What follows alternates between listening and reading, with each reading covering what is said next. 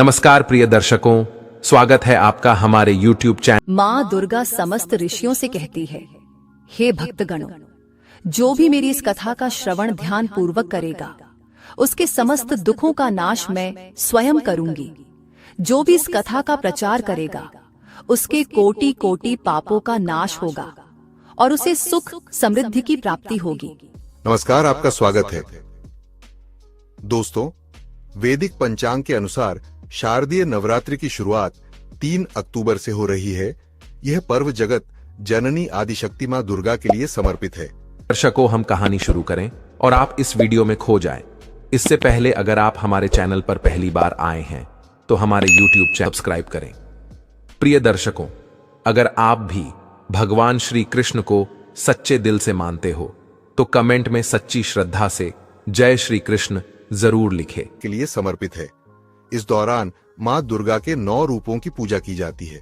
साथ ही मां दुर्गा के निमित्त व्रत भी रखा जाता है। यदि कोई महापापी भी यह नवरात्रि का व्रत करता है तो वह निश्चित ही समस्त पापों से मुक्ति पा लेता है, इसमें संशय नहीं है। दोस्तों, देवी भागवत पुराण में नवरात्रि से जुड़ी महान व्रत कथा का वर्णन मिलता है। जो भी इस कथा को केवल एक बार ध्यान पूर्वक सुनता है उसके कोटि कोटि पाप नष्ट होते हैं। माता रानी की कृपा से उसे धन धान्य पुत्र सुख समृद्धि की प्राप्ति होती है। इसीलिए प्रत्येक बुद्धिमान मनुष्य को नवरात्रि के व्रत की इस कथा को ध्यान पूर्वक सुनना चाहिए। जो इस कथा को सुनता है और सुनाता है तथा इस कथा का प्रचार करता है उसकी कभी अधोगति नहीं होती है। आइए आपको सुनाते हैं नवरात्रि व्रत की महान कथा। एक समय की बात है, भगवान शिव कैलाश पर्वत पर ध्यान मग्न होकर बैठे हुए थे। तभी देवर्षि नारद अपने हाथ में वीणा लेकर कैलाश पर्वत पर उपस्थित होते हैं। देवर्षि को देखकर महादेव अत्यंत प्रसन्न होते हैं और उनसे कहते हैं, पधारिए देवर्षि, आज किस प्रयोजन से कैलाश पर आपका आगमन हुआ है? देवर्षि कहते हैं, हे देवादि देव महादेव, आपको कोटि कोटि प्रणाम। हे प्रभु, आप मेरे आने का कारण अवश्य जानते हैं, फिर भी यदि आप पूछ रहे हैं तो बताने की चेष्टा करता हूँ। हे प्रभु, मैं आपके पास नवरात्रि के व्रत का महात्म्य सुनने के उद्देश्य से आया हूँ। यह व्रत क्यों रखा जाता है? इस व्रत को करने से कौन सा फल प्राप्त होता है? इस व्रत की विधि क्या है तथा इस व्रत के नियम क्या है? कृपया आप मुझे इस सब बातों का ज्ञान प्रदान कीजिए। महादेव कहते हैं, हे देवर्षि, आज आपने उत्तम प्रश्न किया है। आपके माध्यम से समस्त संसार को इस व्रत का महात्म्य पता चलेगा, इसीलिए आप ध्यान से सुनिए। आज मैं आपको इस व्रत का महात्म्य सुनाता हूं तथा इस व्रत को करने के विधि और नियम भी बताता हूं। किंतु उससे पहले मैं आपको नवरात्रि के व्रत की एक महान कथा सुनाता हूं। जो भी मनुष्य इस कथा का श्रवण करता है उसके समस्त पापों का नाश होता है, उसकी दरिद्रता का भी नाश होता है। इसीलिए आप इस कथा को ध्यान से पूरा सुनिए और इसका प्रचार कीजिए। देवर्षि कहते हैं, हे प्रभु, कृपया आप मुझसे वह कथा कहिए, मैं इसे ध्यान से पूरा सुनूंगा और इसका प्रचार करूंगा। तब भगवान शिव देवर्षि नारद को कथा सुनाने लगते हैं। हे देवर्षि, पूर्वकाल की बात है, कोसल देश में एक अत्यंत दीन, दरिद्री, धनहीन एवं विशाल कुटुंब वाला सुशील नाम का एक वैश्य रहता था। उस वैश्य की अनेक संतानें थीं, जो कोई काम नहीं करती थीं और धन के अभाव से हमेशा दुखी रहा करती थी। उनके पास करने के लिए भी कोई उद्योग नहीं था।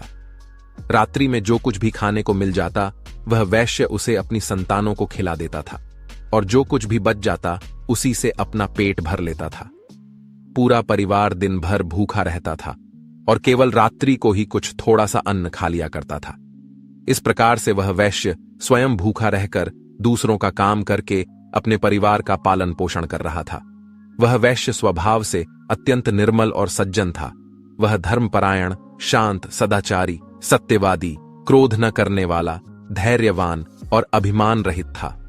वह प्रतिदिन देवताओं और पितरों का पूजन करता था, अपने द्वार पर आए हुए अतिथियों की पूजा किया करता था और सभी को भोजन कराने के बाद जो कुछ भी बच जाता उसी से अपना गुजारा चला लिया करता था।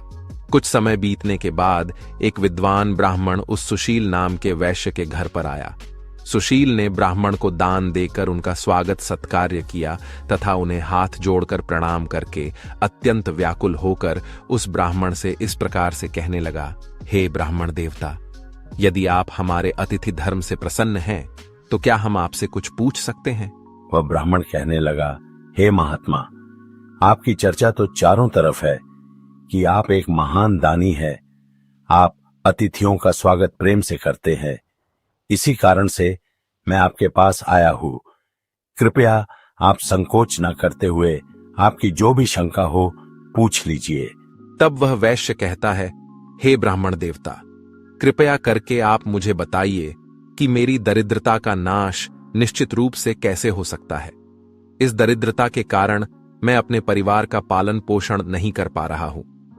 हे ब्राह्मण देवता, मुझे धन की अभिलाषा नहीं है, किंतु मैं आपसे कोई ऐसा उपाय पूछ रहा हूं जिससे मैं अपने कुटुंब का पालन पोषण करने के लिए समर्थ हो जाऊं। मेरे पुत्र पुत्रियां भूख से पीड़ित होकर भोजन के लिए बहुत रोते हैं और मेरे घर में इतना भी अन्न नहीं रहता कि मैं उन्हें मुट्ठी भर अन्न दे सकूं। उनका दुख मुझसे देखा नहीं जाता। आज मैंने अपने रोते हुए बालकों को घर से निकाल दिया है और वे कहीं चले गए हैं। इसीलिए मेरा हृदय शोकाग्नि में जल रहा है। धन के अभाव में मैं क्या करूं?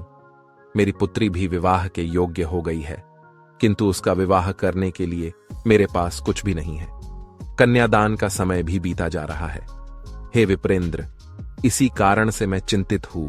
हे दयानिधान, आप तो विद्वान हैं, आप अवश्य ही मुझे कोई ऐसा तप, मंत्र, व्रत तथा उपाय बताइए जिससे मैं अपने परिवार का पालन पोषण करने में समर्थ हो जाऊं। हे महाभाग, आपकी कृपा से मेरा परिवार सुखी हो सकता है। कृपया आप अपने ज्ञान के बल से विचार करके मुझे कोई उपाय बताइए। इस प्रकार से उस वैश्य के द्वारा याचना करने पर उस ब्राह्मण ने बड़ी ही प्रसन्नता पूर्वक उस वैश्य से कहा, हे वैश्यवर्य, मैं तुम्हारे दुख का कारण समझ चुका हूं। तुम चिंता मत करो, मैं तुम्हें अवश्य ही उपाय बताता हूं। तुम अब नवरात्रि के व्रत का अनुष्ठान करो। इसमें तुम भगवती की पूजा, हवन करो, देवी के मंत्रों का उच्चारण करो। इससे तुम्हारे सभी कार्य सिद्ध हो जाएंगे, तुम्हारी दरिद्रता नष्ट हो जाएगी। हे वैश्य, नवरात्र नामक इस पवित्र तथा सुखदायक व्रत से बढ़कर इस पृथ्वीलोक पर अन्य कोई व्रत नहीं है। यह व्रत सदा ज्ञान और मोक्ष देने वाला है, सुख तथा संतान की वृद्धि करने वाला है एवं शत्रुओं का पूर्ण रूप से विनाश करने वाला है। वनवास गमन के दौरान देवी सीता के वियोग में अत्यंत दुखी होकर श्री राम ने किष्किंधा पर्वत पर इस व्रत को किया था। इसी व्रत के प्रभाव से उन्होंने महासागर पर सेतु की रचना करके रावण और उसके पुत्रों का संहार किया था और सीता को प्राप्त किया था। महादेव कहते हैं, हे देवर्षि, इस प्रकार से ब्राह्मण ने नवरात्र के व्रत का महत्व उस वैश्य को सुना दिया, जिसे सुनकर वह वैश्य बहुत प्रसन्न हुआ और उसने उस ब्राह्मण को अपना गुरु मान लिया और उनसे देवी के मंत्र की दीक्षा ली। तत्पश्चात उस वैश्य ने अत्यंत भक्तिपूर्वक नवरात्रि में उस मंत्र का जाप किया और अनेक विधि तथा उपायों से भगवती का पूजन किया। इस प्रकार से उस वैश्य ने 9 वर्षों तक नवरात्रि के व्रत का अनुष्ठान किया। फिर 9वें वर्ष के अंत में अष्टमी तिथि को अर्धरात्रि आने पर साक्षात महेश्वरी ने उस वैश्य को दर्शन दिए और कहा, हे पुत्र, मैं तुम्हारी भक्ति और पूजा से अत्यंत प्रसन्न हूँ। तुम्हें जिस भी वर की कामना है निसंकोच होकर मांग लो। तुम्हें जो चाहिए वह मैं तुम्हें प्रदान करूंगी। साक्षात मां दुर्गा को अपने सामने खड़ा हुआ देखकर उस वैश्य का अंग अंग कांपने लगा। उसकी आंखों से आंसू झलकने लगे। मां दुर्गा के उस अद्भुत दिव्य स्वरूप को देखकर वह वैश्य हर्ष से उत्साहित होने लगा। फिर उस वैश्य ने माता को प्रणाम करके कहने लगा, हे मां, मैं आपके दर्शन करके ही धन्य हो गया। माता, आपके दर्शन अत्यंत दुर्लभ है। आप तो सचमुच त्रिलोक सुंदरी, सर्वशक्तिमान, समस्त संसार की जननी है। मुझ जैसे साधारण भक्त को आपने दर्शन देकर बड़ा उपकार किया है। हे मां, अब मेरे मन में कोई कामना नहीं है।